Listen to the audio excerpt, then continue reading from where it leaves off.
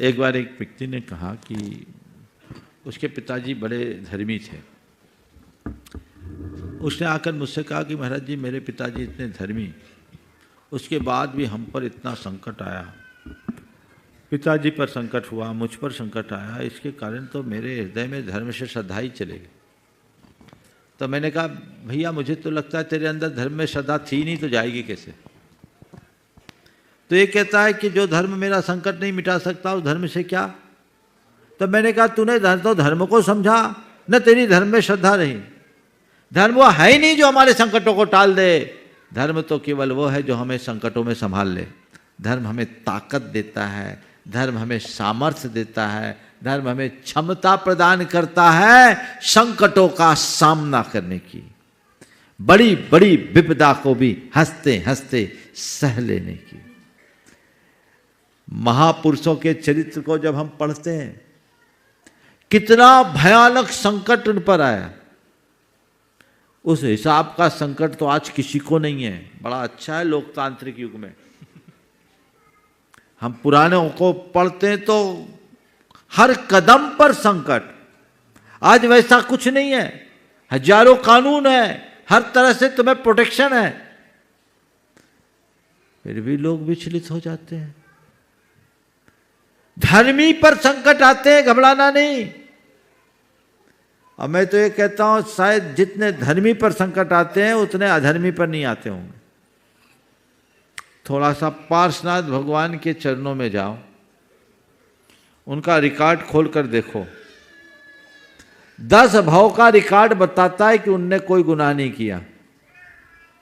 बोलो, किया क्या? बोलो। पार्श्वनाथ भगवान के चरित्र से सब वाकिफ है। मरुभूति से लेकर पार्श्वनाथ तक 10 भावों में उनने कोई गुनाह नहीं किया, उनका कोई अपराध नहीं। फिर भी 10 भावों में उन्हें संकटों का सामना करना पड़ा, लेकिन हर संकट में वे समर्थ बन करके उभरे। ये किसके बल पर? संकट धर्मी होने के उपरांत भी उन पर आए, लेकिन धर्मी होने का यह प्रमाण था कि हर संकट में वे सामर्थ्यवान बने। अगर वे धर्मी नहीं होते, उन संकटों से विचलित होते, टूट जाते। वे धर्मनिष्ठ थे, संकटों का समता से सामना किया, वे मजबूत हुए। मैं आप सबसे कहना चाहता हूं, मेरे ऊपर कोई संकट ना आए इस भ्रम में मत रहना। चक्रवर्ती भी नहीं बचे, तीर्थंकर भी नहीं बचे। 10 भाव तो जाने दो, जब साक्षात तीर्थंकर हो गए पारसनाथ भगवान, 100 दिन तक कैसा भयानक उपसर्ग हुआ। बोलो, हुआ? तुम्हारे जीवन में कभी ऐसी विपदा आई? इसका करोड़वां अंश भी नहीं होगा जैसा उन पर आया।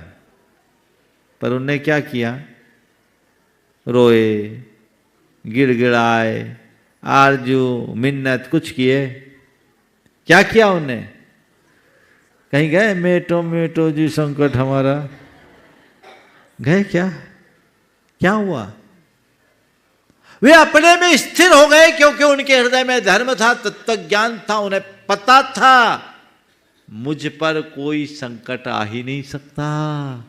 जब मुझे कोई छू ही नहीं सकता तो संकट कैसा? ये संकट तो ऊपर का है। जैसे और लोग देख रहे हैं वैसे मैं देख रहा हूं, मां देख रहा हूं, जान रहा हूं, मैं देह नहीं चेतन हूं। ये भेद विज्ञान की सामर्थ्य थी जिसने उनके हृदय की क्षमता को स्थिर कर दिया। वो टिके रहे। कितना अगाध धैर्य, कितना प्रगाढ़ शौर्य और पराक्रम उनका, जिसके बल पर वे अपनी क्षमता को टिकाए रखे। और जीत किसकी हुई? जीत किसकी हुई? पारसनाथ की कि कमठ की? बस यही तो प्रेरणा लेने की बात है। यदि इतनी सी प्रेरणा ले लो, जीवन निखर जाएगा। फिर ज्यादा कुछ कहने की जरूरत ही नहीं। महापुरुषों के चरित्र को पढ़ो। पुण्य पाप का खेल है, संसार में सबके साथ चलता है। और ये जो परिस्थितियां ऐसी बनती और बदलती है ना, जिससे जीवन निखरता है। क्यों होता है? एक बार मुझसे पूछा गया, धर्मात्माओं पर इतना कष्ट क्यों होता है, क्यों आता है? मैंने कहा इसलिए कि प्रकृति चाहती है कि ये मजबूत बने। जिस पेड़ को आंधी पानी का सामना करने का अवसर नहीं होता, वो ज्यादा दिन टिक नहीं पाता। गमले के गुलाब में और बगिया के गुलाब में बड़ा अंतर होता है। गमला का पौधा बहुत जल्दी सूखता है। अपने जीवन को गमले के पौधे की तरह नहीं, वन के पेड़ की तरह बनाओ। खिलने दो, खुलने दो। प्रकृति तुम्हारे साथ ऐसा चाहती, तुम्हारी नियति तुम्हें मजबूत बनाने के लिए तुम्हारे सामने प्रतिकूल संयोग देती है, और अपनी धर्म निष्ठा के बल पर उनका सामना करोगे तो निखरोगे। हमने बचपन में कहावत सुनी है, गुलाब को जितना कुतरा जाता है, गुलाब उतना अधिक खिलता है ना।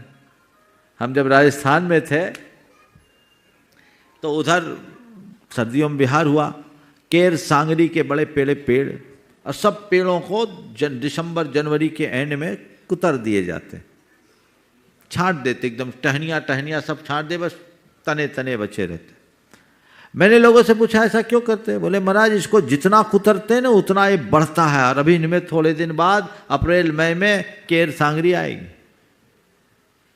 तो मैंने कहा शायद प्रकृति भी मनुष्य को इसीलिए प्रतिकूल संयोगों से कुतरती है, ताकि वो निखर सके और अच्छा बन सके। मजबूत बनाइए अपने आप को, पहले के भांति और स्ट्रांग बनिए। और आत्मश्रद्धान यदि पक्का है तो तुम्हें कोई हिला नहीं सकता। जिसका श्रद्धान कच्चा है उसको कोई बचा नहीं सकता। तो धर्म संकटों को टालता नहीं, संकटों में संभालता है। इसलिए अपने आप को संभाले रखना चाहते हो, धर्म से जुड़े रहो।